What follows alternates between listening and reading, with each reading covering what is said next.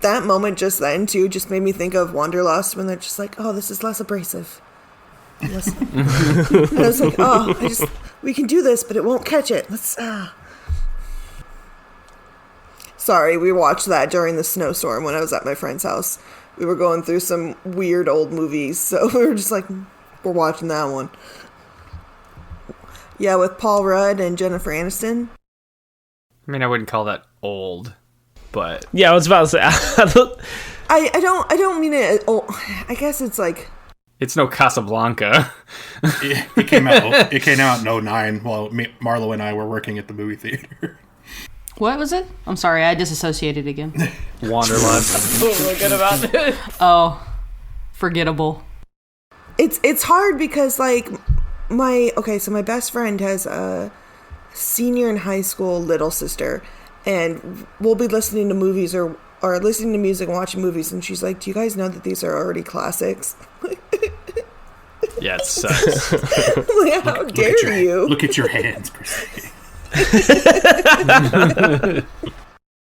Hi friends, my name is Celeste, and you're listening to Tales to Inspire.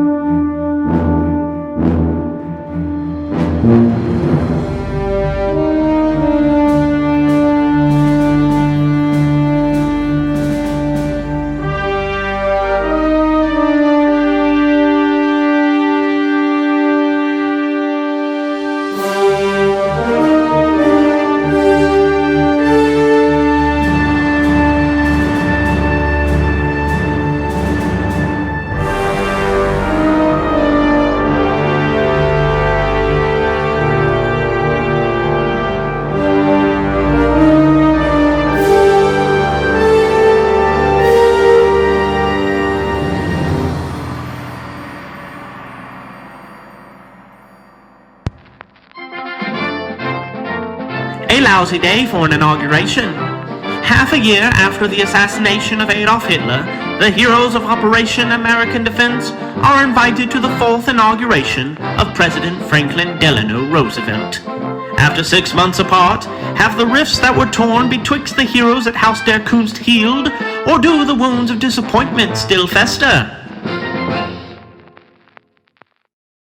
As we open up this issue of Tales to Inspire, our first panel depicts the White House. And in fact, in the top left corner of this panel, we see a little yellow box that says, The White House, January 20th, 1945.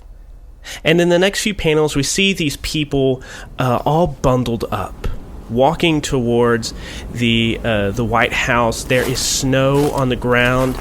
The branches of some of the topiaries and trees have little frozen icicles hanging off of them.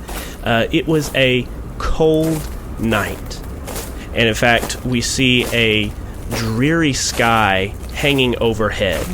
A stark reminder of the current state of the war. And it is the day of the 4th inauguration of Franklin Delano Roosevelt. And because of wartime shortages and also a fear of security, the inauguration is not being held at the Capitol building like it has been held before in the past. And so we see all these people gathering. We see people bundled up. We even see some disabled military veterans from the war walking up in their military regalia with their various handicaps and physical disabilities that have been inflicted on them by this war. Also joining these groups of reporters and dignitaries. But also, we see the 5 of you. Wait, 1, 2, 3, 4, 5. Yeah, 5 of you. I had to count real quick. What's that about? Whoopsie-daisy. Forgot how many people there were in this podcast. But we see the 5 of you. Where do we find you at this inauguration? Are you in the crowd? Are you in costume? Where are you? Can I ask a question? You sure may. Does FDR know that I killed Hitler? Interesting. That's a good question. Interesting. I feel like that's going to determine where my seat is at this thing. I feel... Do we tell them that? That's a group choice. I think that is a group choice. I think what did y'all tell them when y'all got back to like the command center in Europe for the war effort? What did you tell them happened? I mean, did anybody see, like, anybody that was there? I mean, I feel like somebody So there were tons of people there. So as far as the German people know, it was actually Red Revenant who killed Hitler, because Drac described Drac described Red Revenant as like kind of fighting his way over to Hitler. So during the confusion, or Hitler's body, during the confusion, everyone would think that it was Red Revenant who had done the deed. But that could have been the news that was coming out of Germany at the time. You could have picked that up as you were fleeing Germany somehow. But then again, what did y'all, the Operation American Defense, what did y'all report to your superiors, as it were? I'm picturing the fact that me and Dr. Fusion were right there when it happened. Mm-hmm. Mm-hmm. That there was this blurred kind of convo where we both were like, I did it, at the same time. In attempts to Did we cover tell up the for- rest of the group? Gwen wouldn't have made that effort. Yeah. No, the only well, I mean, at least the only in recorded communication that we have about it was Red Revenant telling her that he was dead. Mm-hmm. No That's details on who. true. But I mean, it would have taken y'all weeks to escape Germany, make it across the battlefields to where any Allied forces would have been. So it presumably, if y'all had gone together, you would have had weeks to discuss this. Yeah. I'm curious, do you think Dr. Fusion and Geiger, Gwen, and Sister Solstice decided to keep it quiet and just let everyone believe that Red Revenant did it?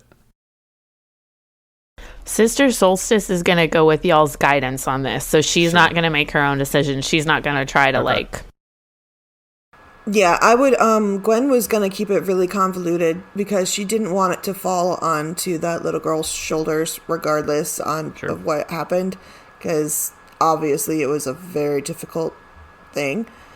So there would have been a moment where she and Dr. Fusion kind of finally agreed on something. I think I can kind of visualize, like, Crystal Gazer, when we all finally meet back up. Crystal Gazer kind of is like, so he did it. Red Revenant killed him. And we just kind of look at each other. Yes. Yep. And that's it. So, like, everyone other than us cry three, on that. right? Mm-hmm. I think everyone She other wouldn't than cry us three, because she could believes figure that. it out. Yeah, but she could figure it out if she wanted to, but she's not going to pry because you guys just said, all of you said yeah, and corroborated the story. So unless somehow she gets in somebody's head later on, she won't know that. Yeah, no, that's going to be the unspoken bond almost between Dr. Fusion and Gwen going from that moment forward, because they both are protecting Sister Solstice then. Can Crystal Gazer have been invited to be one of the people that stands up beside him? Sure. Oh yeah, sure. since you're kind of being and a also face of everything now. Yeah, like Hitler's dead, but also Ubermensch is dead. Yeah. And I would assume Crystal Gazer has touted the fact that she killed Ubermensch. Yeah. I mean, is that fair? Yeah, she's definitely done a lot of interviews with large news media sites, sources, not sites. That's not the huge news media, papers and things like that. So she's been all over the place, and it kind of like slammed her into like A-list stardom, which she was already like hovering around. Yes. The timeline of her fame was Margaret Meadows, leading lady in Gone with the Wind, very popular, starred in other movies. Crystal Geiger starts coming out and doing things. She's very popular. And then the world finds out Margaret Meadows and Crystal Geiger are the same. And then a month later, oh hell, Margaret Meadows, a.k.a. Crystal Geiger, killed Ubermensch, the most powerful, super-powered being in the world. Yeah. So her stock in fame has skyrocketed, to say the least. I like to think that Torchbearer is like, he shows up and he's in like a new, like, clean uniform, you know, bright and shining white in the middle of this very, very gray day. But he, like, chooses to situate himself, like, just near the back, just, like, away from the crowds, away from any, like, news reporters and stuff that might be hanging around, or, like, their whole area where they're at. Okay, yeah. So you're kind of hanging back, secluded by the trees almost, along the peripheries of the White House lawn. You see these people walking up this ice-covered walkway from the south gate, walking up, and some people are slipping and sliding, and you're inconspicuously standing. What about the rest of you? I kind of want to do a little bit of an image change for Sister Solstice, but I don't know how it's going to go. But I'm thinking, this is probably a stupid question, but whatever. I want to have changed my hair to darker. Is that I'm assuming there's an option for that in the 40s, yes? They've got various versions of ink and whatnot, I'm sure, because there was definitely trends for doing that at home. I mean, women learned how to iron their own hair, so I can see that happening. Right. Yeah.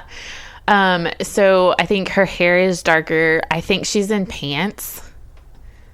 Kind of like, probably like similar to like, I'm thinking the opening act for A White Christmas when the girls are in their like army slacks and stuff. Does that make sense? Tell me if you approve of this just a little bit, because I was thinking of Gwen and her kind of sticking together just a little bit. And what if we almost had matching 3-piece suits? I like that. So I've almost got like your hand in my hand. Yours is probably a little bit more conservative because the shirt underneath my blazer is going to be probably more low cut than most other females. And I've got my signature fedora.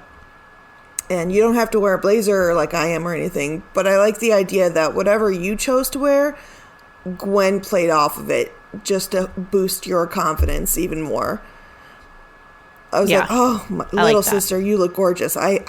Don't mind me. I just have to do it. Yeah, I like that. Okay. I like that. So we see the two of you. Are you standing next to each other? Gwen, are you like fixing parts of her uniform for her? Or not her uniform, I guess, her clothes for her. If she will allow me, she reaches down to kind of hold her hand, almost like pinky holding her, not like grasping her, but just keeping her close. And as I walk, I'm kind of strutting, and I just keep peeking back at her and just giving her a wink, like, this is how you do it. And not like a pageant wave, but she just picks out, random reporters. Oh my gosh, Jerry, long time no see. Oh, how's the wife, kids, gorgeous, I don't care. And then she just keeps walking. You have this interaction with the reporter, and then he turns to the person next to him and says, "My name isn't Jerry." But yeah, she's just there for Sister Solstice benefit. Like, she wants to be there for her, because this is, even for Gwen, who is like a person who loves seeking acknowledgement for things, this is the president. and this is during wartime, so she's got little sisters back here. Yeah, Crystal Geyser, I suppose, before everything sort of starts and people start filing out, she's inside, because I assume that everyone who's up there came from inside the building out. And so inside, there's a bunch of people, a bunch of old white men she doesn't know, talking to her. Then they'll say who they are. I'm the senator from this district, blah, blah, blah, or I'm this cabinet member. She's like, cool. Like, well, it's a pleasure to meet you all. I'm glad to be here. I'm so glad they asked me to come. And just like doing her whole like trying to be like kind and nice, but it's a lot. But yeah, she's wearing a fur coat. Underneath is like a suit, a pantsuit, and she's wearing a like very nice hat with like a feather in it, like looking very fancy. Very Kentucky Derby. Yeah. Yes. Fantastic. Okay, I like it. So we have all these important dignitaries in this chamber waiting to go out. And we see a door open to another room, and we see a wheelchair come out being pushed by a Secret Service agent. And Crystal Geyser, it takes you a moment to recognize who is in that wheelchair.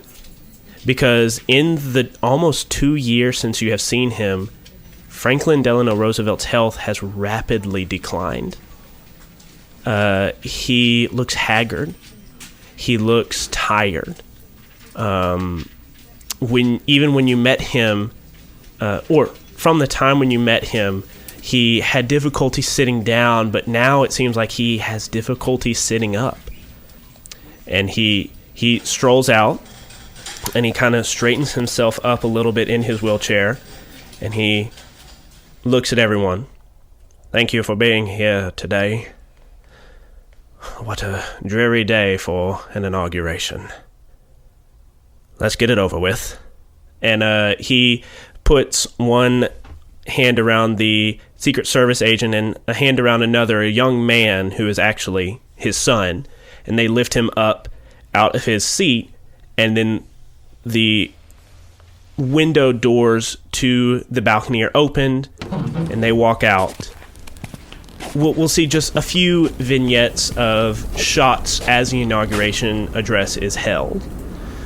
We see, again, those disabled military veterans placed in a seats of honor here. We see 13 children that are on one of these spiral staircases leading up, these being 13 grandchildren of FDR. We see reporters that are snapping pictures. But we don't see a huge crowd. We see these people very tightly packed together, wearing their fur coats, wearing their mittens, their gloves, standing together. Actually, I just remembered this. There were no chairs put here because of how short FDR wanted it to be. So he just put no chairs so that nobody would get comfortable. But we see these people, we see these shots, we see FDR being sworn in by the Chief Justice. We see the former Vice President is swearing in Harry S. Truman, the new Vice President. And we see all this. We see Franklin Delano Roosevelt give his inauguration speech. So we pray to him now for the vision to see our way clearly, to see the way that leads to a better life for ourselves and for our fellow men, the achievement of his will to peace on earth. And then the people cheer, the 13 grandchildren on steps start clapping, pictures are snapped, and then people start to file out. People start to file back into the room, and we totally did not describe where Dr. Fusion was during all of this. Dr. I was Fusion, wondering if you were going to notice. I don't think he's there. Okay. So as we see this panel of people filing out, people walking back into the White House, we turn the page. Where do we find Dr. Fusion? He wasn't at the inauguration, but he is in DC. And you just see him like standing on the corner basically with a crowd of people, like in the middle of a crowd of people just watching this from afar, from like outside the gates. Just in his normal heavy wool suit and bundled up a little bit. Okay. Okay. And then I think in the next panel, we have an interior shot of a modest luncheon that is being held inside the White House. There are just some rolls, some stew, very meager. Again, wartime rationing has limited the amount of money that could have been spent on this event. And then FDR spent even less than what had been requisitioned. So we see these dignitaries sitting around the table eating, and I think we see whoever wanted to be in this luncheon here. Where do we find you inside this room? I feel like for some reason, I mean, if we don't want to do this, it'd be okay. But I feel like for some reason, when they sat us all right smack dab next to each other. Yes, of course. You're a heroic team. That one table at the wedding where everyone's just like, right there. Yeah, I think we have 8 spaces that have been put around this table. One placard says Dr. Fusion. That desk or that chair is empty. There is a blank placard that looks like it had a name written on it a few times, but it was just erased a couple of times and has just been left blank. And that seat is also empty. And the 8th seat has Sergeant Henry Richter on it. And that seat is also vacant for now. Now, I know you said this is a very small luncheon, so is there, like, music? Is there, like, a, I don't know, quartet or something in the background? Sure. We can say there's a small quartet. Okay, well, Gwen would be sitting next to Sister Solstice and trying to get her to eat all of the food that she can, because take it while you can. I know there's not a lot, but this is the good stuff. You're not going to get the good stuff anywhere else. Trust me. And then Gwen will stand and she's just going to hold her hand out to Torch. Would you dance with me? Maybe not this time. There's a panel of her just looking around. Okay, I know no one else is dancing. But I promise I'm a really good dancer. I believe you. Just not really in a dancing mood today. Right, enjoy your lunch. And she just wanders off and asks a random soldier to dance with her. Well, I think as you're walking away, you run into Sergeant Henry Richter.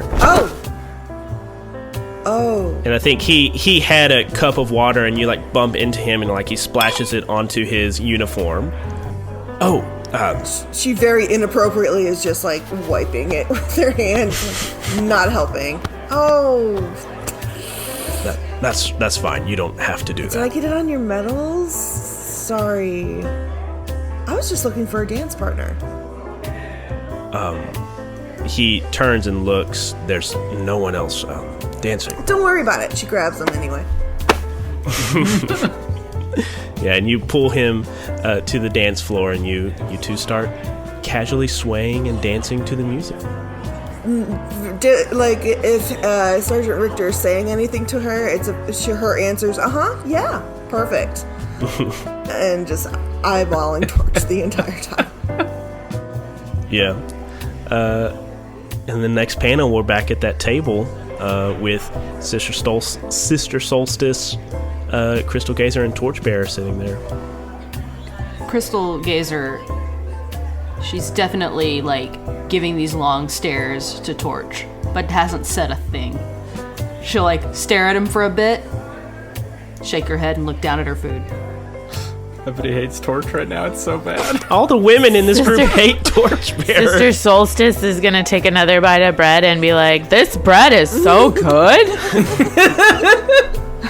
Do y'all like the bread? Like mom and dad are fighting and we're trying to Yeah, mom and dad, please don't fight. Eat the bread instead. Yeah, Crystal Geiger like nods, takes a pinch off of it, and like eats it, and just nods and doesn't say anything. She like glances over at the spot empty next to her, lets out a little like sigh, and like touches her face with like a ungloved hand. She had gloves on earlier, but an ungloved hand, and then stands up abruptly. Well, what a nice little reunion. I'm gonna go talk to people. And she like walks off. Torch and sister, what are you doing? She seems mad. Yeah. Maybe a little bit. And kind of... He's like talking to Sister Solstice, but not looking at like some like random spot on the table, and he just has like this bit of bread in his hands and kind of thinking, just like rips it in half.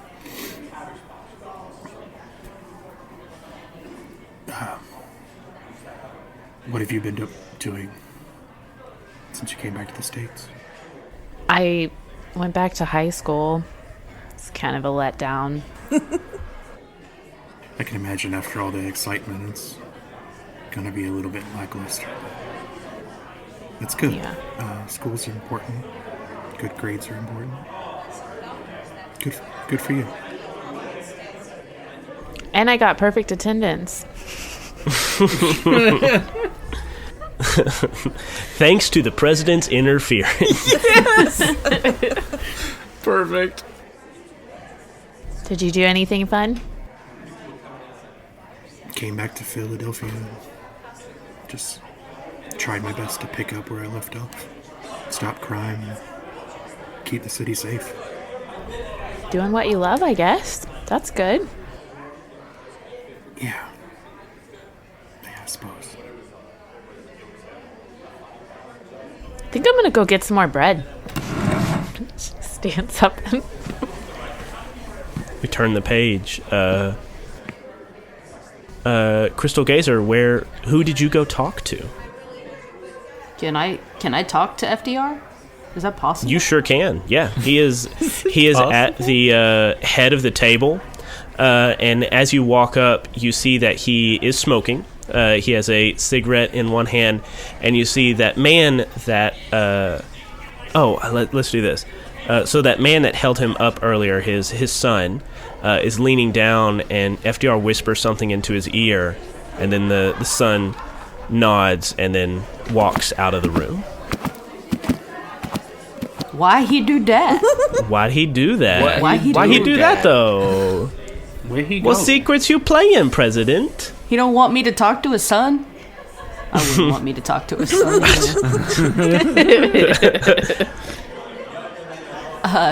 She walks up and smiles really big. Looking a little worse for wear there, Mr. President. Well, we can't all be Hollywood starlets like you, Miss Meadows. Yeah. That'd really saturate the market now, wouldn't it? Anyway, thanks for having us. I really appreciate being here. I'm sorry that, well, I guess that Dr. Fusion's not here. He meant to come. I don't know what happened. Maybe he got sick or something. Well, I hope he recovers soon. And he takes a drag of his cigarette. So she kind of like looks down for a minute and then looks back up, and she's like, I'm sure you read that debrief, didn't you? I most certainly did, ma'am. My teammate didn't agree with what I did, and I'm wondering if I did the right thing. Is that why he's not here tonight? No, not that teammate. And does Crystal Gazer like cast a little glance, and then in the next panel we see Torchbearer just sitting at this table all by himself. Eating bread? Yeah. Just eating bread, just sadly eating bread by himself. Soaking up a bowl of soup with bread. Yeah. Okay. And then you snap back to... It's sad Keanu. The it's president. sad Keanu with a bowl of soup. Yes. Accurate. Perfect. Okay, and you come back to the president. Margaret Meadows, you went overseas. You answered a call that not everyone has answered.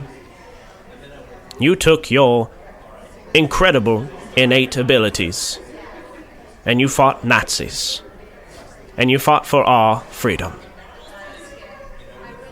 In my mind, you killed a powerful son of a bitch that could have destroyed all of America. In my mind, your actions were perfectly justified. You can see in the next panel that tears are coming into her eyes. And she doesn't let one go. But she nods, and with a quiver in her voice says, "Thank you, Mr. President." And then she reaches down to shake his hand. Mm-hmm. And gives it like a pat with her other hand. Like, he's given her something. Here. Mm-hmm. And then she turns and walks away. Yeah. And as you do, you see his son return. And he walks over to his father and he kind of kneels down. And I think before you leave, you just see him open up his jacket. And you see FDR reach his hand in the jacket and pull out a bottle of bourbon. And FDR looks at you and says, "I have to get through this engagement one way or another. Please, don't tell Eleanor." And he pours some into his cup. Mum's the word, Mr. President. Okay. Let's cut over to Geiger, Gwen, and Sergeant Richter. The only two that are cutting a rug. What's going on between you two? Well, she still keeps glancing in Torch's direction, and she notices that he's alone and obviously having issues, kind of working through things that have happened. So, oh my god, thank you so much for the stance. These heels, they hurt your feet after a while, and I just gotta, and then she just kind of walks off. Okay. Poor Hives. She's going to make her way steadily through the crowd, because she's got a plan brewing in her mind. So you see these little thought bubbles in the panel, and her eyes are drifting back and forth. She's looking at all the wives. Do any of them look like they're any of the wives that she's worked with in the past?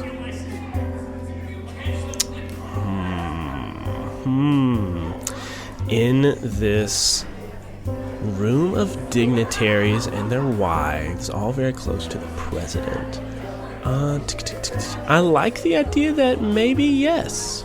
I think there is a woman here that you have helped before. So she makes her way over to her, and she does the fake stumble into her shoulder, and she's just like, "Oh my goodness, you look gorgeous. So happy to see you doing so much better these days." And then she just kind of shoots her a wink. Mm-hmm.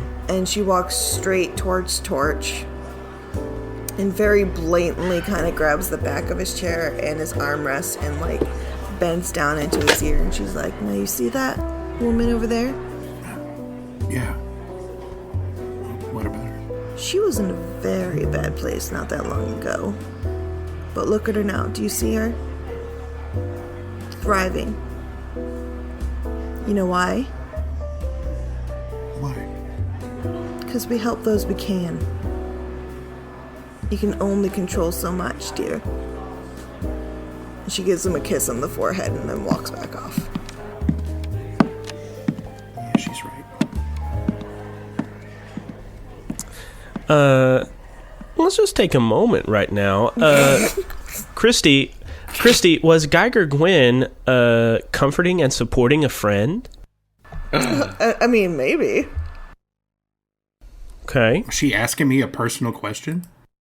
Yeah, I don't know. Yeah, that's a personal question. Yeah. So I can get rid of my anger. Yeah. Well, technically, the way the move is written, you would have to ask him a deep personal question, and if they answer truthfully, they can recover a condition. Okay. Well, okay. So backtrack then a little bit. As I'm still leaning into his ear, I'm just like, do you honestly believe you could have stopped what was happening from happening? I have to believe that I could. I have to believe that he was there, I was there, and we were there for a reason. And it's hard not to think that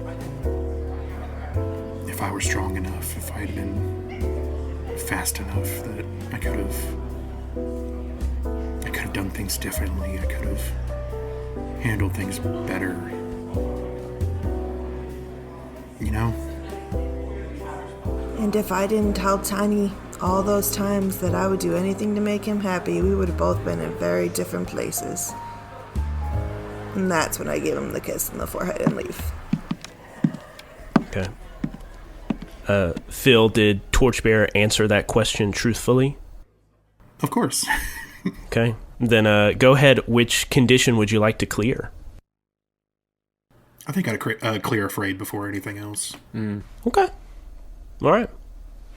And then we turn the page. Sister Solstice. Oh, go ahead. Oh, it's like I still feel like Torch at some level has reason to feel all these other things. But fair. Yeah. Angry, guilty, hopeless, and insecure. Yeah. But yeah. That's fair. Oh, you got everything marked. Oof. Yeah. Yes, yeah. It was a rough fight. We beat the shit out of each other.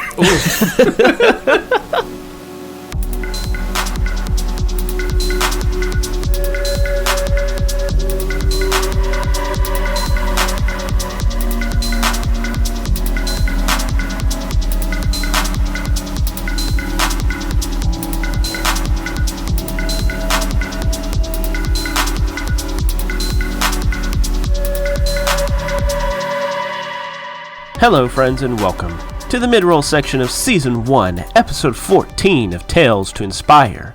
I'm your host, David White. That's right, I've been here the whole time.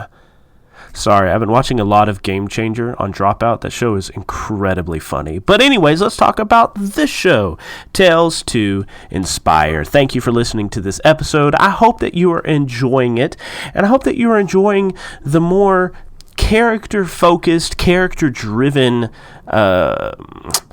mentality of this episode, because this mentality will be carried forward to all of the rest of Season 1. We are going to have a lot more plots that are driven by the characters' personal stories, but also of their personal relationships, and kind of diving more into those characters, just like we did with issue zeros at the very beginning of Season 1. So I hope that you are ready to really get into these characters and learn them even more. And I'm sorry that it kind of took us, 11-ish episodes to really figure out that, hey, the star of the show isn't just the combat mechanics and, how we can hack the system into something playable, but it's actually the characters and the voices behind those characters. And that is something that I will have to remember going into Season 2 of Tales to Inspire, because production on Season 1 has wrapped. Well, I don't know if it's production. I still have to edit the rest of the episodes to get them ready for people to listen to them. But, we're done recording Season 1. So now I'm just editing Season 1. And then when I'm done editing Season 1, we're going to start recording Season 2. Anyways, as you know, we are generously supported every month by the donations of our patrons on Patreon. These donations allow us to pay for the sound effects and the ambiance that you hear in these episodes. They also allow us to pay our performers $5 for every hour that we spend recording. But right now, we have fallen below our $400 a month goal. In fact, we've been below our $400 a month goal for a couple of months now. But at the $400 a month goal, I have enough money in the bank to sustainably pay all our performers for each hour that we spend recording. Now, we've dipped beneath this goal. I am still paying the performers for what they do and all the time that they put into making this show great, but we are running out of the bank account. I have gotten numerous, your bank account is below this dollar amount alerts recently. So please help us get back to the $400 a month goal. I know that times are tight, so if you have been a patron, thank you so much for being a patron. If you haven't been a patron, maybe now is the time to support us for just a little bit if you can. But just know that this money isn't going to some faceless corporation. This is going to some people who are trying to make this great content for you. And they're all really great people. These are all really great people. These are dear friends of mine. And we would really appreciate it if you could help me pay the performers for the amazing amount of effort they put into making this show. The $5 amount is really a sweet spot. If everybody that watches our show gave $5 a month, we would be able to hit our $400 a month goal. Now, we've kind of dipped on the amount of content we have available on our Patreon account because, we only have one show right now. Sins of the Father is officially kaput, sadly. But we are done with Sins of the Father. That means we only have Tales to Inspire. So really, we're only putting out early releases of Tales to Inspire. Now, I would love to put more content on our Patreon for our patrons, specifically our $5 and up patrons. And I have 2 shows in mind. I'm not going to say anything yet because I don't want to commit to anything before the details are finalized and before we actually start rolling that out. But if you are not a patron, or maybe if you even are a patron, what kind of content would you like to see us put out at the $5 a month option? Just let us know. Message us on Discord, message us through Twitter, through Facebook. You can even email us at misconceptionspod@gmail.com. But let us know what you would be interested in seeing at the $5 a month option on our Patreon. Now, we have the $5 a month option, but we have added some extra incentives to the $20 a month option if you can afford to splurge on us that way. But every month I will be sending a handwritten note and a little sticker from us to our $20 and up patrons. In fact, this month I'm going to be sending out some Sins of the Father stickers. Unfortunately, Sins of the Father is no more, but I still have these wonderful stickers to send to you. So if you would like Sins of the Father decals to stick on your tumblers or your computers, or wherever you kids put these daggum stickers, please pledge $20 a month to support us, and you will get a little handwritten note from me, and more importantly, you'll get the sticker inside that note. And speaking of Patreon, we do have a new patron shout out to give. Well, I guess it's kind of a returning shout out, but I want to say a special thank you to Tony B. Tony, thank you so much for swooping in to help support our show, much like a hero.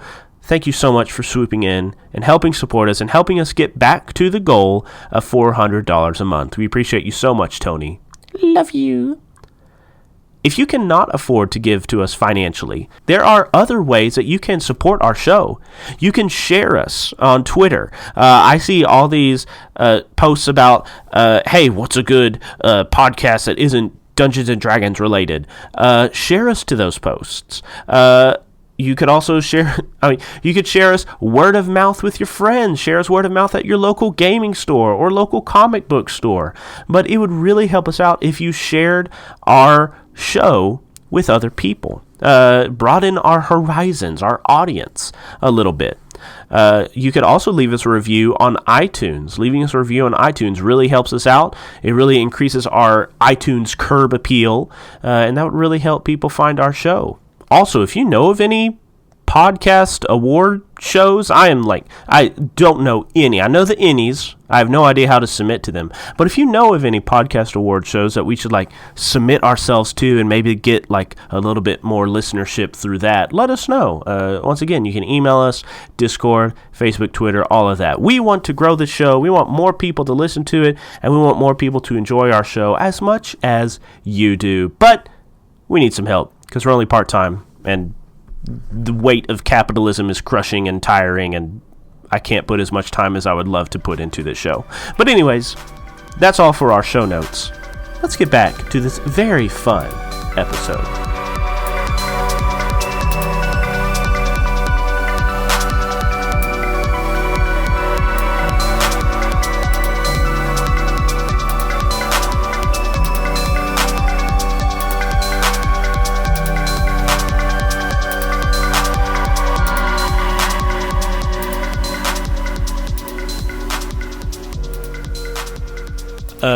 We turned the page to see Sister Solstice walking over to this table that has all the serving platters set up, and there is a platter of bread.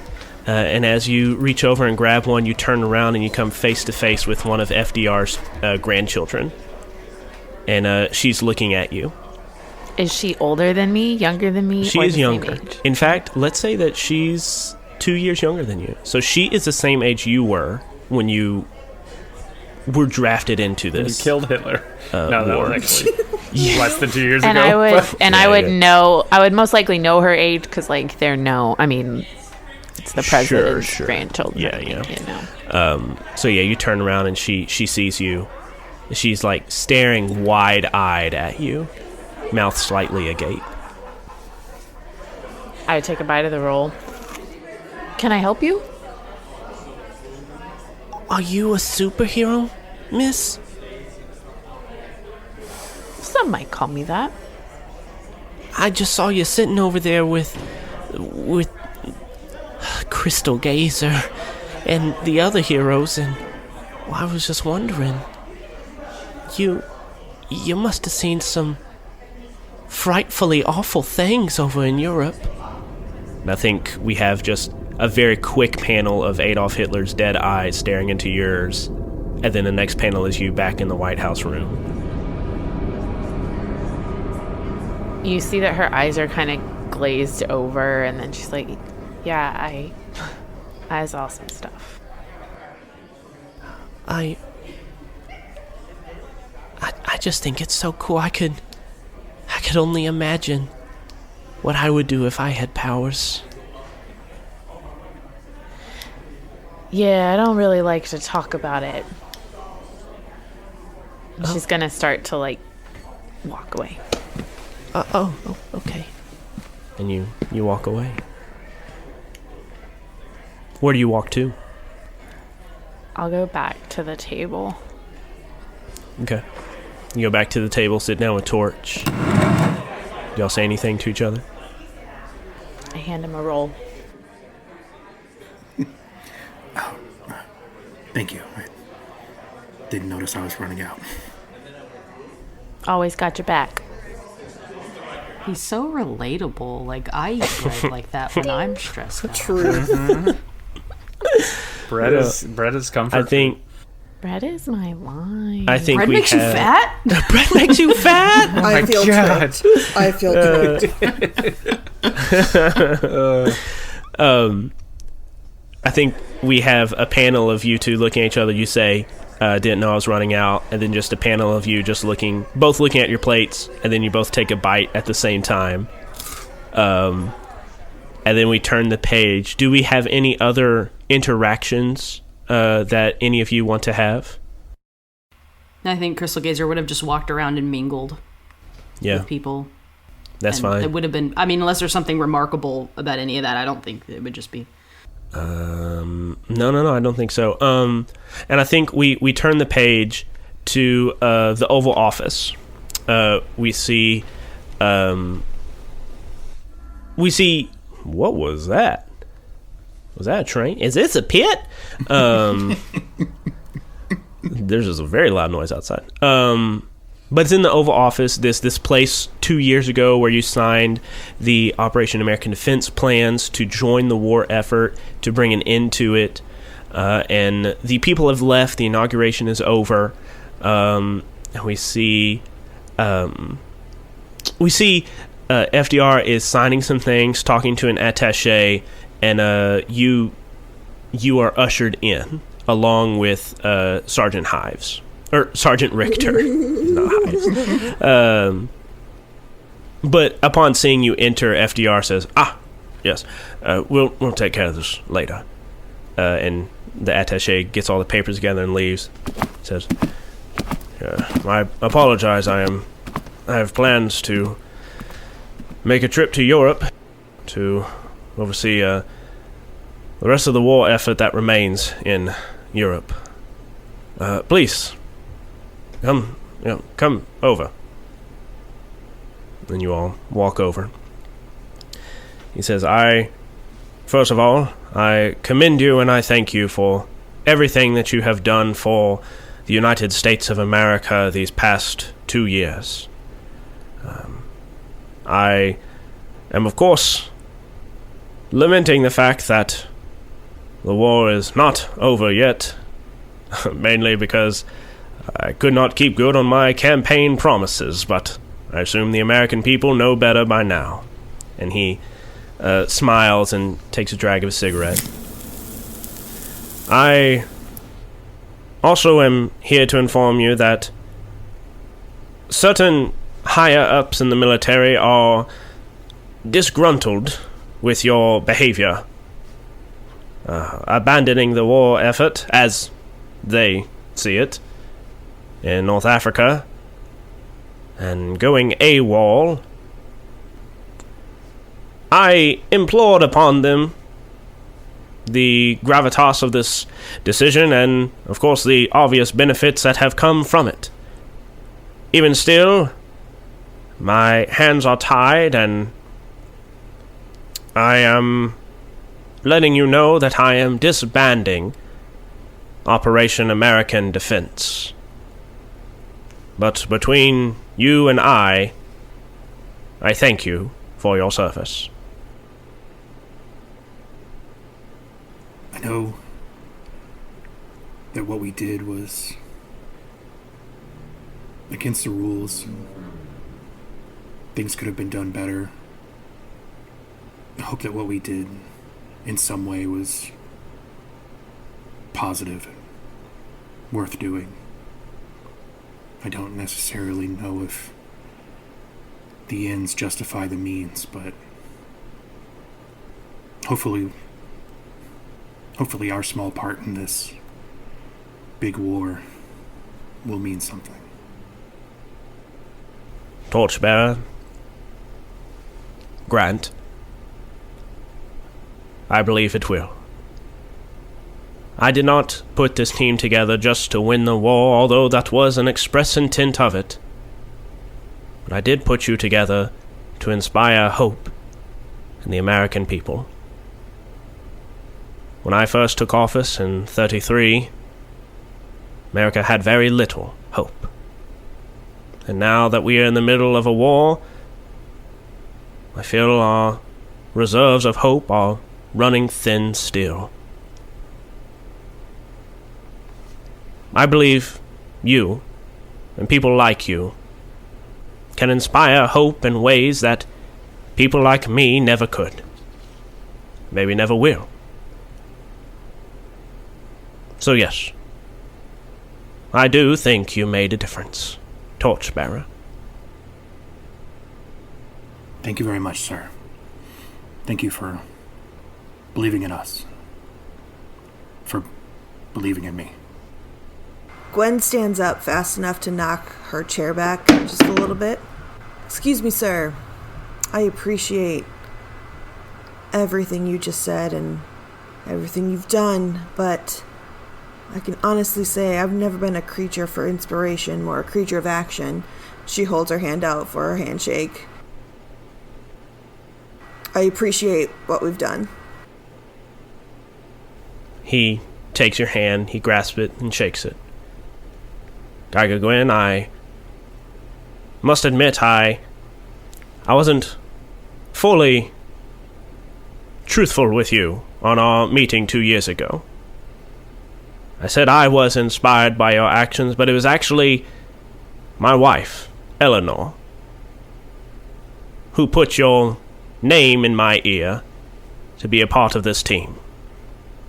You are so inspirational to so many women, not just those that you have helped, but the ones who have heard of those you've helped. Thank you, Gwen.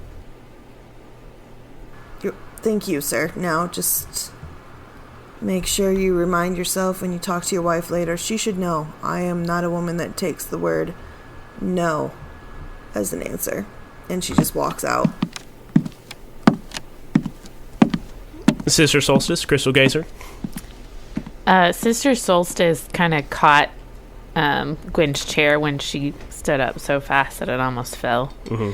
And so she puts it back. And after Gwen walks out, she's just like looking around like, what am I supposed to do now? But she stays seated. Okay.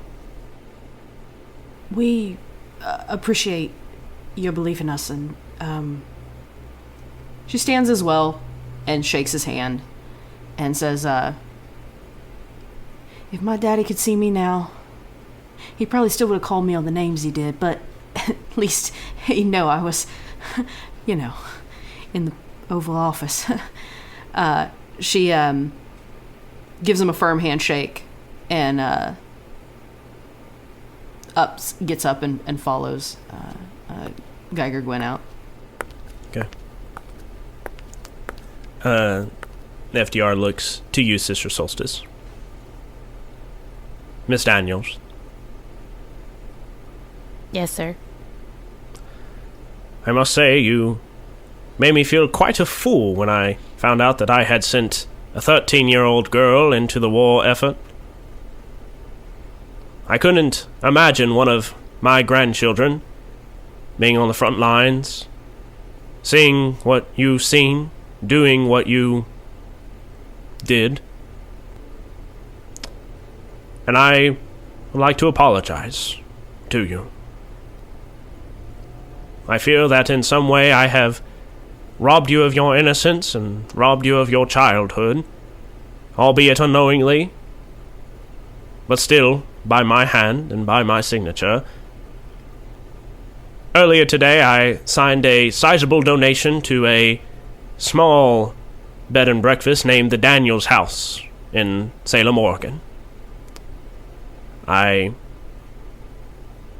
hope that will be a restitution to you. Well, you are no fool, but money won't bring my childhood back. But I do appreciate the symbolism. At that point, there's a knock on the door, and the attaché sticks his head in. The Empress is here to see you, Mr. President.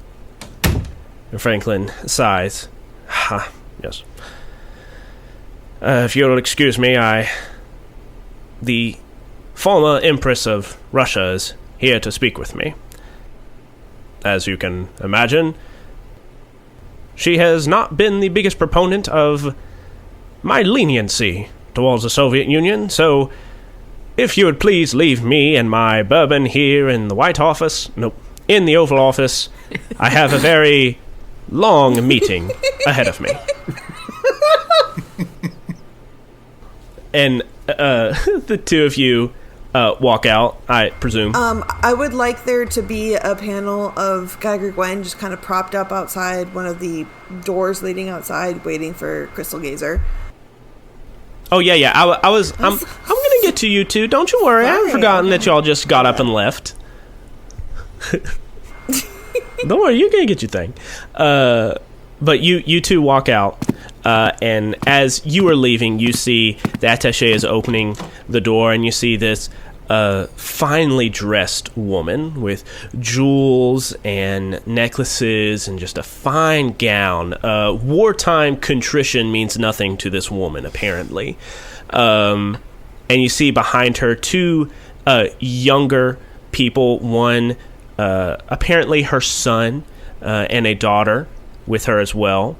And they are stiff-backed, and they stare at you as you walk by. And then the attaché says, "The president will see you, ma'am." "It is about time." And then she marches in with her two children behind her, and the door shuts. We turn the page. Where do we find Geiger, Gwen, and Crystal Gazer? Where did y'all go? Geiger Gwen just posts herself up outside of one of the doors, right outside, with her, she's leaning against the wall, leg propped up, kind of just waiting for whoever comes out first. But she was expecting Crystal, actually. Yeah. So it's like outside. Mm-hmm. So she comes like walking with a purpose. Like she does like not even see her at first.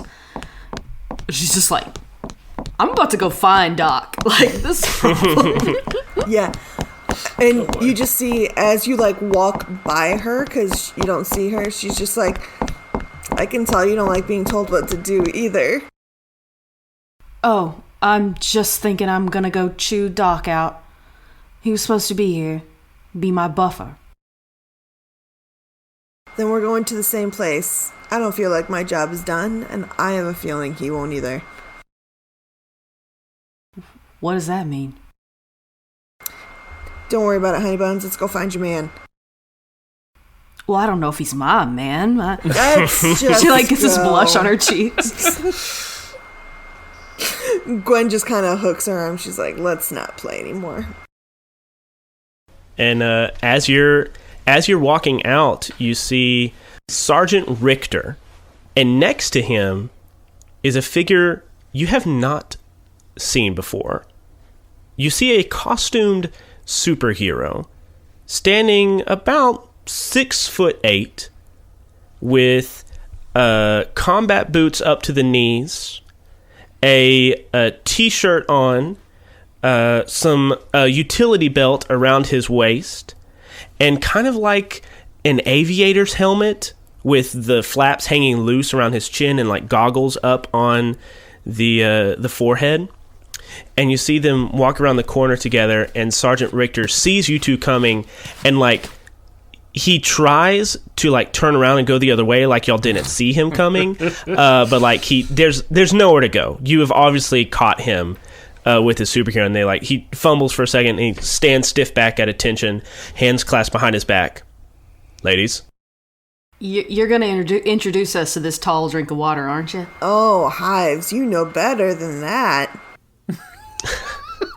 God. Yes, my apologies. Margaret Meadows, Gwendolyn Goodman, this is Masterpiece. Oh, and they are a masterpiece. Hate it. Hate it. And Masterpiece salutes stiffly with like his just rippling muscles underneath his shirt, his t-shirt. He salutes, says, "A pleasure to make your acquaintance both, ma'am." Crystal Gazer grips Gwen's arm a little bit harder. Well, a pleasure to meet you too. You new around here? What the fuck did you completely forgot about Dr. Fusion. Doesn't exist anymore. They both are just like, oh. Good lord. So, okay, you knew around here. Stupid question. You knew around here? Yeah. You come here often? The start of my superhero career has been recent, ma'am, but I have been conscripted by the president himself and leaders of the military to go over to Europe and see an end to this war, which I hope to do and continue your efforts. Well, I guess they got rid of the loose cannon and got him this big old boy. Whew, you really got to stop calling me ma'am. It's giving me the vapors. Apologies, ma'am. Oh my goodness, these schoolgirls. They're gone. They're gone. David, what have you done? What have you done? I don't know. I was introducing a heel and everybody fell in love with him. He's a big himbo. That's legit. All I thought was just like, ooh, himbo. This is every campaign of every ttrpg when the hot NPC is introduced. Like, I guess so. It's a thing. Good lord. No. Well, we were just about to walk. Sorry. So cool. It was smooth. And Sergeant Richter like nods, and he like steps to the side. Masterpiece also like inches out of the way so y'all can walk down the narrow hallway past them. You see a very extra sway in Gwen's steps, and she kind of actually trips on her heels for the first time in a long time. Does Masterpiece catch you? Oh, yeah. Oh my god. Yeah, That is so funny. he catches you. He catches you and he holds you for a second, and there's just this panel of him like holding you, like a very like pulp novel cover, and he's just holding you in his rippling arm muscles, and then just like over his shoulder you just see Sergeant Richter's like very sad face watching this exchange. Oh, he just danced with her. Oh. Yep. Aw. Poor Hives. We love Hives. You see her just kind of like breathing really deeply in one panel, and she's just like, you can let me up now. Yeah, thank you. Whew. And she just like looks back at Crystal and is just like, oh my god. Well, when you get back on leave, give us a ring, huh? She like takes Gwen and like walks away. Oh my god. Gwen just keeps looking back, waving. She's like, I did good. That was good, right? I did good. Gwen, you were a dweeb. Now, what were we going to do again? We were going to find someone. Oh, shit. We were going to find Doc. Oh, yeah, Doc. Oh. Mention this to no one. No, between you and me. Okay. Okay. And y'all continue out of frame, and we turn the page. I feel like they totally missed the point. Like, totally did. They should have been mad. Yes. Right? There was definitely some underlying issue that we were just like not. Yeah. I wish that you tall and handsome. I wish that Sister Solstice had been in the background watching that and like, oh no, Yeah. Like tripping up over a It would have man. felt awful. Okay. Do as I say, not as I do. Do as I say, not as I do. Okay. So we turn the page, and I assume we turn the page to the hotel door. With go ahead. Let's make it the hotel bar. Okay. So we turn the page to a bar.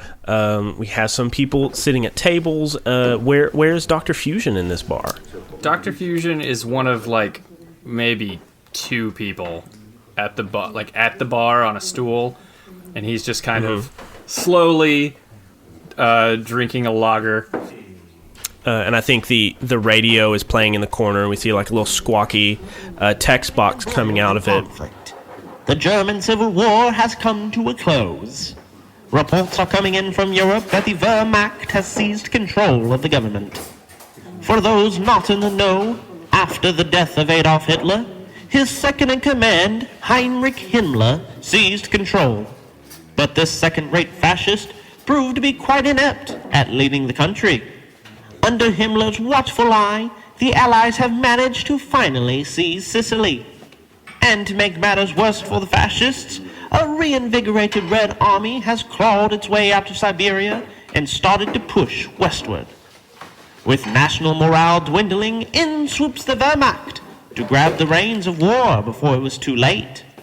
A few months later, and all reports coming out of Europe state that high-ranking Nazi officials and sympathizers have been captured or otherwise expunged from their office.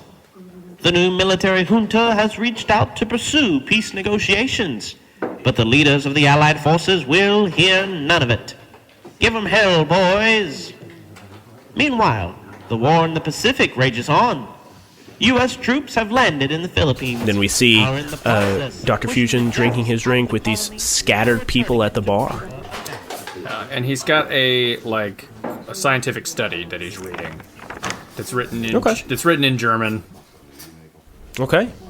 And as you're just peacefully reading over this peer-reviewed German science study, what happens? I'm going to say that when they enter the bar and they see where he is, Gwen's just going to lightly push Crystal towards him and be like, I feel like you get a say. Yeah, I guess so. I feel like I need a shot after that last experience, but okay. She walks over behind him and clears her throat loudly. He kind of just slowly turns his head back. You stood me up. I suddenly had a feeling that there was going to be someone there I didn't want to see. There was someone there I didn't want to see, but I went anyway. How was it? Awkward. I didn't know who the hell half of those people were. I mean, be honest, all of them. I didn't know who any of them were. But, they're dismantling us. Operation American Defense is no more. Probably for the best. I can return to my studies. Yeah. Yeah, that's important, isn't it? You should have been there, and I'm mad at you about that. But, it's your choice to do what you want to do, Doc, and if not being around me, not being around the rest of the team is totally fine with you, that's fine. Just next time, let me know. We're not much of a team anymore, are we? No. You and I have been around together, but the rest of us haven't really even seen each other in 6 months. Yeah. Someone else wanted to talk to you too, so.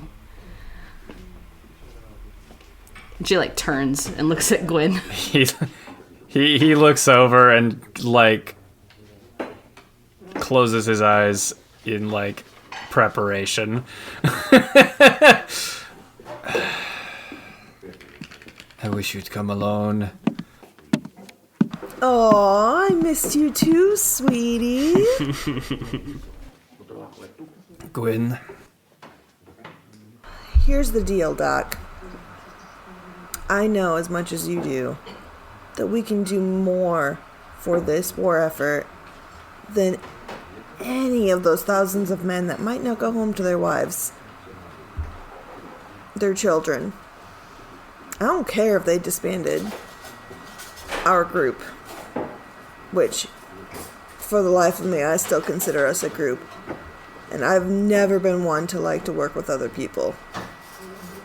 But I've also never been one to worry about skirting the law a little bit. Don't you want to stop any of those things that have been happening behind the scenes? we know better than most how bad it can get. We do. But my work here is important. And I think we should do some good here. The war is coming to an end. Well, you do what you think is best. This is the best at an olive branch I can give you. I have no issue with you, Gwen. But we're not a team anymore. We could be. And she's going to take a look at Crystal. And then look at Doc. I'm sure you can find me if you need me. I'm just gonna walk out of the bar. Once Gwen is gone, she looks at him and says, "We've been around together. That's what you said. What does that mean?" You've hung out at my office. We've had dinner a few times. Yeah. I guess my question was a little vague, so let me be a little more clear. I know what we've done. I didn't forget. I'm just wondering what we're doing next.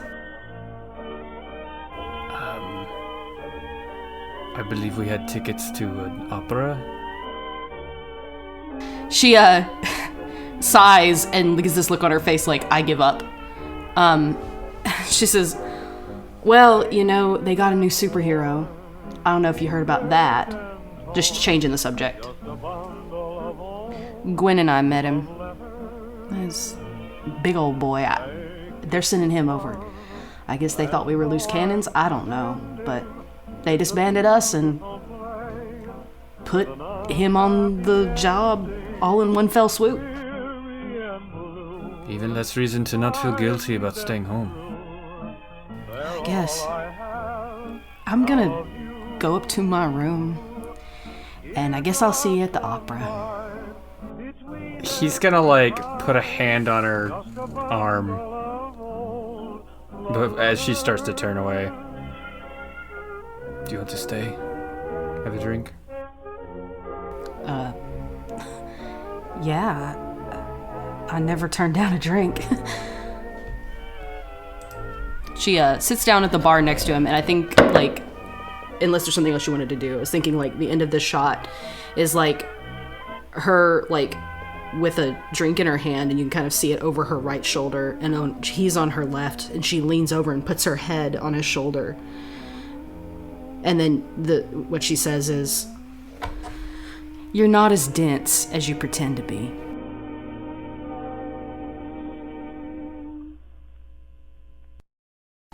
Okay. And I think we turn the page from that.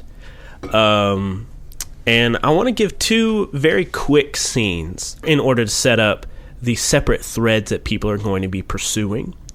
So I think we turn the page and we see a three-story house with a wraparound porch set and nestled into this little grove of trees that are blooming with cherry blossoms. And we see in the bottom right, we see a little hanging, creaking fence that says the Daniels house. And then the top left corner, we see a yellow box that says the Daniels house, Salem, Oregon. And then the next panel is inside Daniels house. And Sister Solstice, which door are you stepping out of as you're returning from Washington, D.C.? I think I am stepping out of my closet. Okay. You're stepping out of the closet. There is a faint glow of magic as you step through. You shut the doors behind you. What do you do as you come into your room? I'm gonna just, like, in typical dramatic teenager fashion, just, like, fall back on the bed and just... And as you fall on the bed. The door, you have not had a moment to even sink into the sheets before the door is thrown open by Auntie Arcane, the member of your coven that has been sent here while your mother is missing. And she says, Doris. Yes? Where have you been? If you must know, I was out drinking with friends. Auntie Arcane squints her eyes. Sister Solstice rolls her eyes. Regardless of where you have been, we have guests. And may I remind you, hospitality is the primary focus of the Summer Coven. If you are not fulfilling your duties and being hospitable, then you are not truly a part of this coven. There are linens that need to be folded, eggs that need to be beaten. It was only a joke. Chill out. I'll beat the eggs. See that she you pushes do. Past. And push it past her. The kitchen. Yeah. And you walk down the flight of steps, and as you're walking down the steps to go to the hallway to go to the kitchen, you hear a knock at the door. I answer it. You open the door, and you see a woman who is standing there in mismatched clothes that are ill-fitted to her body. Her previous beautiful curling blonde hair is disheveled and tangled up on her head, and she has a weariness and heaviness to her as she stands in the doorway. We see this woman standing there, and we see a yellow box that says Delilah Daniel, Doris's mother. Oh. We turn the page. Oh, shit. We turn the page, and in the top left corner, we see a yellow box that says Philadelphia, Pennsylvania. And we see some mooks that are carrying these wooden crates, very Gotham City style, from the back of this truck into an old warehouse. And we see this exchange of goods going. One of the men sets down a crate. Says, "Well, you're breaking our back, and what for, eh?" And then we see a disembodied text box come in the corner of this panel. "You're breaking your backs for something you cannot even begin to imagine. You Neanderthals." In the next panel, we see a man in a tattered white lab coat, the cuffs of which are fringed and frayed. The bottom hem is missing and moth-eaten. We see the back of this figure facing out of a window. "You fools have no idea what is coming. The light is fading." And we see this man turn towards the panel, and we see a jagged scar on his eye. And instead of the white space of an eye and the iris and the pupil, we just see a black void. And we just see a little text box that says, "And in its place, the darkness is coming." End of episode. Rad. Rad. Awesome. Thanks for listening to this week's episode of Tales to Inspire. We'll be back with our next episode on February 20th. If you have social media, you can find us on Facebook and Twitter. Like and follow us at Misconceptions Pod for up-to-date information about the show, behind-the-scenes pictures, and just to show us your general positive feelings about the show. We also have a Discord. You can click the link below to join our Discord so that you can chat with other friends of the show and chat with other cast members directly. We also have an email. If you would like to contact us that way, you can email us at misconceptionspod@gmail.com. This show is fully supported by the generous monthly donations of our patrons on Patreon.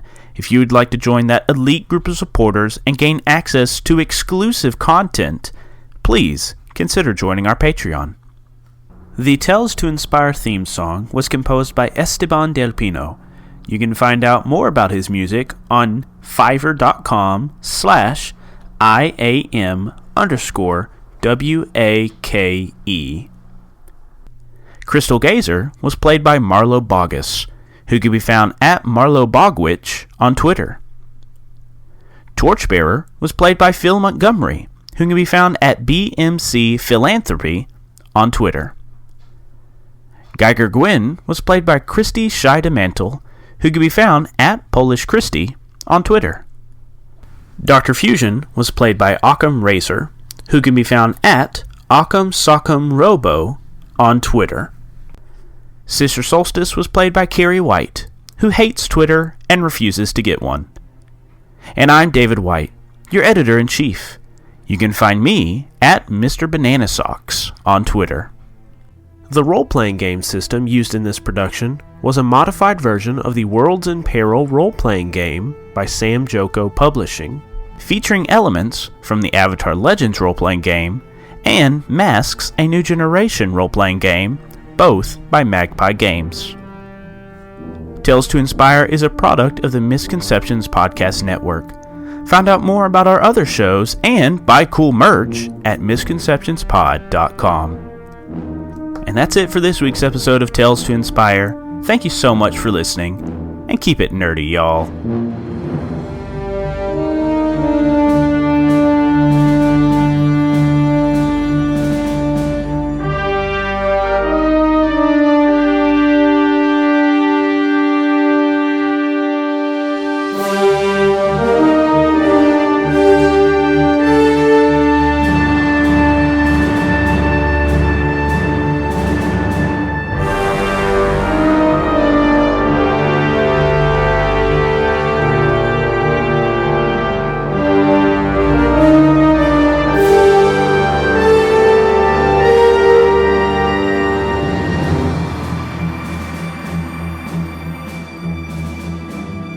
Let's have our end of session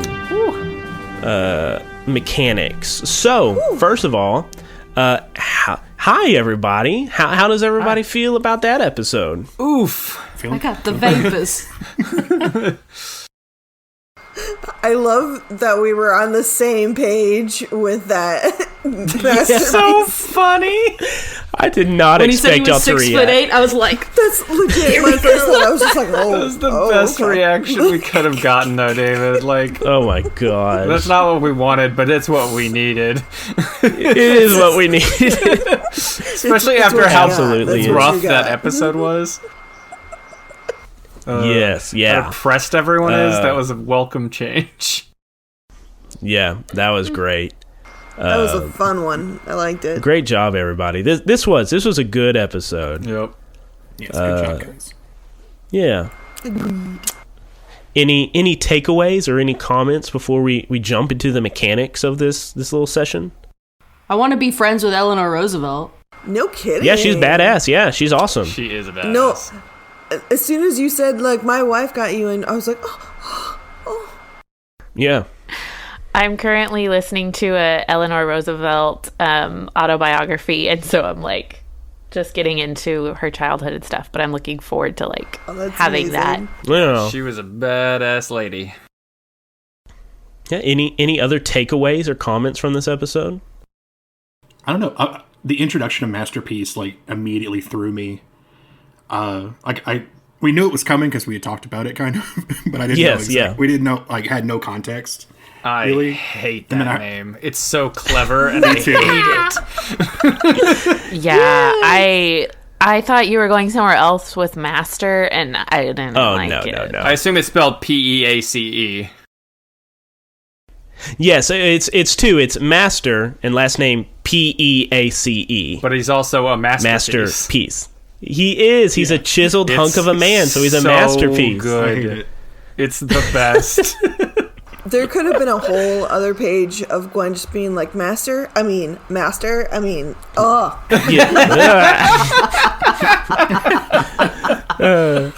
Like my first thought, I heard it and I was immediately like, that's really close to master race, huh?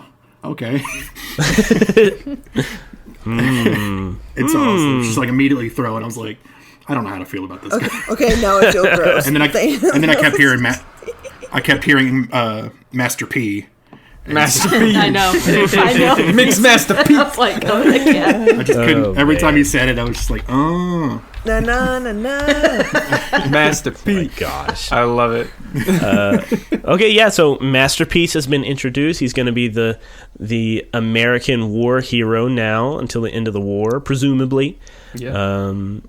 What about Sergeant Richter? How do y'all feel about him? We haven't seen him in a couple of episodes. Poor Richter. Yeah. He just got Gwen a crush is on. ambivalent. He She's just like, got a "Oh." crush on Gwen, and she's already turned away from him. Yeah. He's got a slightly different role with our group than I thought he was going to be honest. Yeah. So when we, first came up with him, he was gonna be like this butler person, but like y'all don't have a space to be butlered yet. Yeah, and I don't think he'd ever be a so butler necessarily, but he's probably going to be our guy in the chair in our base when it finally happens. Yeah. Yes, definitely. That's the plan. That's the plan. He's very much taken like this. He's the company guy. Like he was just the government liaison. Like he was with us and around us and working with us because we were American Defense. He's Agent Coulson. Somebody else's American Defense. Yeah, somebody else has stepped into that role. He's their liaison now. So yeah. It's definitely gonna be interesting. Yeah. Anything else? The team's falling apart. It's gone. We're not a team anymore. I know. If only the bread could have been better. If only. If only. Yeah. So, listeners, off mic, we had a little discussion about like what we wanted the back half of season 1 to be, because I come in, I have plans, I have story ideas in my head, and then they killed Hitler and Ubermensch, and all my plans were gone. So I wanted to sit down with everybody and figure out like, okay, so what's like our plan going to be for the rest of this season? What do we want to focus on? And so we decided, doing stuff back home, seeing these characters in their natural elements, interacting with these people that are important to them and we haven't seen them interact with. Because we have bonds, like we have mechanics for relationships with people important to you, and those people are in the United States. Worlds in Peril is meant to be played like in a single city, and so we are stretching it way past its breadth, focus as it were, and so we're coming back home and seeing how these characters do at home. What does it mean to be a hero who is not involved with the war effort? And we decided that after stuff that happened and going AWOL, that Operation American Defense would be disbanded and each of these heroes would be going on their own path to do their own things. So we're going to see what happens with these characters for the rest of the season. Also, we all hate each other. We just didn't want to work with Well, each other not anymore. all. Yeah. Sister Solstice doesn't hate anybody. Oh, do you mean the I players? mean the players. Oh, yeah, we viciously hate each other. We had a big blowout. I cannot stand these people. Again, Carrie doesn't hate anybody. I really like you guys. I can't even pretend. I love all of Aww. you. And I definitely, you guys are amazing. Nah, David's so lucky we're professionals. Phil hates us I all. really am.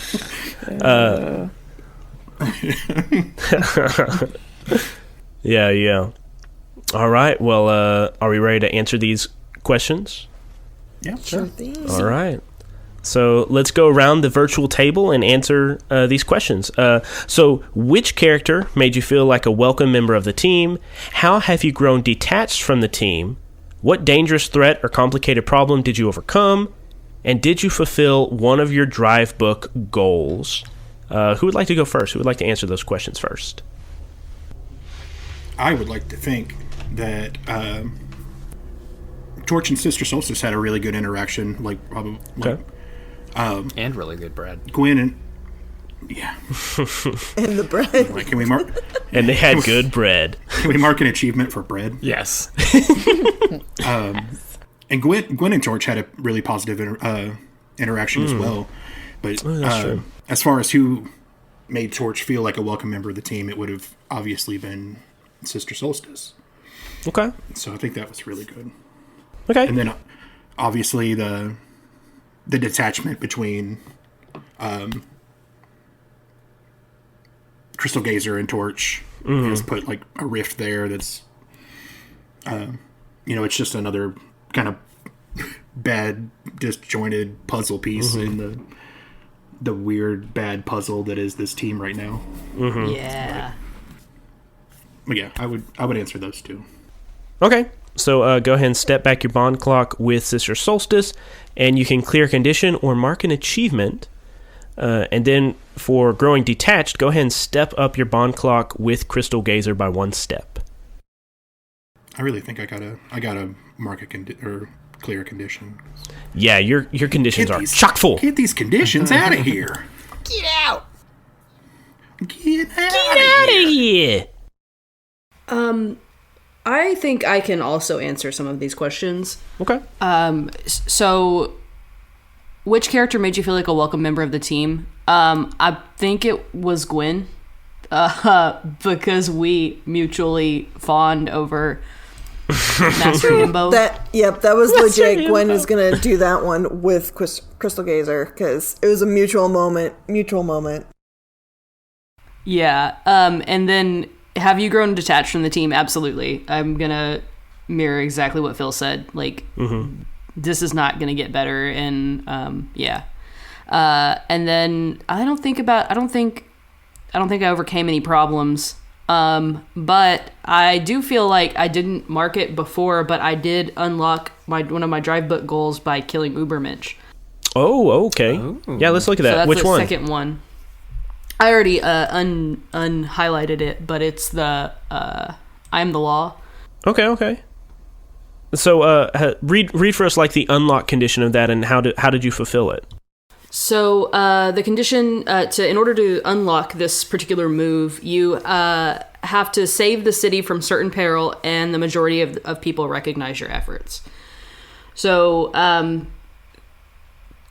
the reports that came out, I would say, probably mentioned that she was the one that killed Ubermensch. Now the details are fuzzy because she's like confirmed that she did it, but she hasn't given a lot of details. But I think that pushing her into the spotlight, like the world knows, and we expand, like you said, to your point, like it's not the city necessarily in this, it's the whole world, right? Yeah, yeah. And so, I think that the only kind of bit in there that maybe we could argue on is certain peril. Because was it really certain peril? That's questionable. But, so yeah. I'm thinking maybe we can unlock that one. I don't know. No, I agree. I think you definitely unlock that one. So what does I am the law allow you to do? So in this instance, you can give a citizen of the city an order or ask a favor and then roll plus influence. And then on a 10 plus, I can do one of the following, or choose one. So they can either do what I say, or back away cautiously, or flee, or attack. Yeah. Cool. And you now have all your drive book and all your, well, of course, your origin book, but all your drive book moves unlocked now. Yeah. Dang. My drive was to become an icon. You're maxed out. Yeah. You're maxed out. I love it. Very dope. Okay. Who else? Who wants to answer their questions? I'll go go real quick. So, yeah, which character made you feel a welcome member of the team? Me and Crystal Gazer totally in a moment. So, I don't have to worry about our bond clock with that because it's been clear. Yeah. But I'm going to mark an achievement. And then, this is something I might have to argue, but I think you'll be okay with it. Have I grown detached from the team? Yes, but against my will. Because when FDR dismantled us or whatever, yeah, Gwen was not ready for that, and she's never been a team player, but she kind of grew attached to the idea of this team. Yeah. So I would like to up my bond clock to like law enforcement, or law enforcement or public opinion. I mean, that's up to you, but I feel like she's more ready to kind of just go against what the government says in order to do what she feels is right anyway. Okay. I think that's interesting.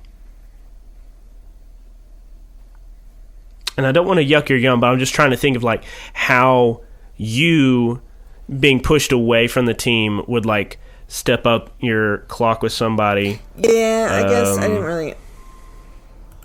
It was like I was pushed away from the team, but not because I wanted to. So I don't know if that would do anything. Yeah. It's not so much that you were pushed away from the team; it's that the team is like no longer existing in the same context that it was before. That makes sense. Yeah, it's kind of like the rug is pulled out from under you, kind of. So like the team was taken from you. You weren't pushed away; it was taken from you. Okay, so yeah, maybe. Okay. I mean, he's the commander-in-chief, so yeah, why don't you step up your bond clock with law enforcement? Cool. Step that forward by one. I dig it. Sister Solstice, I think, or Kari, you were going to answer one? Yeah, I was going to answer the, like, which teammate did you have? How does it say it? I forget. Which character made you feel like a welcome member of the team? Mm-hmm. And I was gonna definitely say Gwen. Okay. And I'm wanting to clear my guilty condition. Mm-hmm. I feel like I'm feeling more a part of the team, so I'm feeling more secure in myself. And like being at that, being at the inauguration, I realized that like people really don't know that it was me. Mm-hmm. Like nobody knows it was me. Mm-hmm. And so I'm feeling confident in that, like the team, like Dr. Fusion and Gwen are like keeping their word, and I'm safe, kind of. Okay. Like so. Okay. Yeah. So stepping back your bond clock with Geiger Gwen, which I don't think you've burned yet. No, I haven't. But you get to clear condition and you're clearing guilty. Okay. Mm-hmm. Okay. Any other questions? Or answers, I guess. I don't think so. Okay. Occam, have you answered any yet? Not yet. You keep skipping me, David. You keep. I know. I don't know what's going on. Come on. No.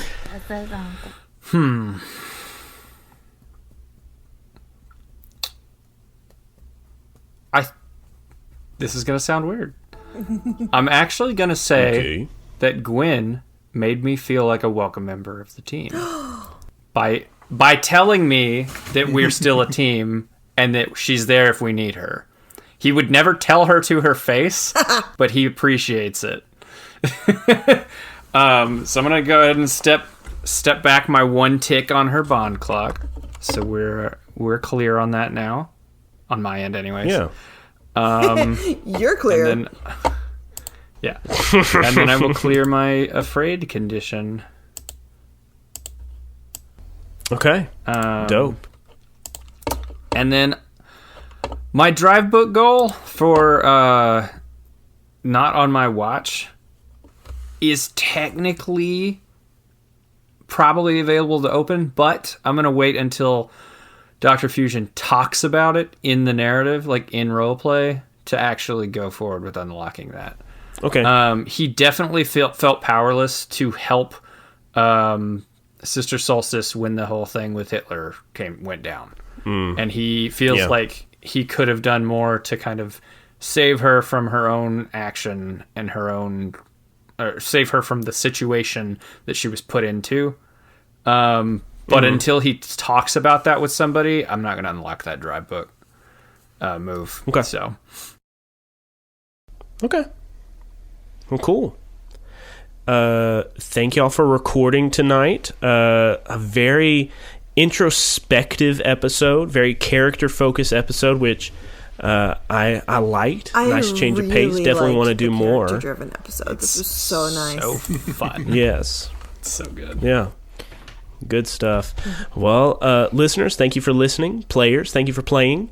And we'll have to see what happens with this disjointed team now that they've been officially disbanded. For sure. And I hope that you're here to listen to all of it. Oh, bye. Bye.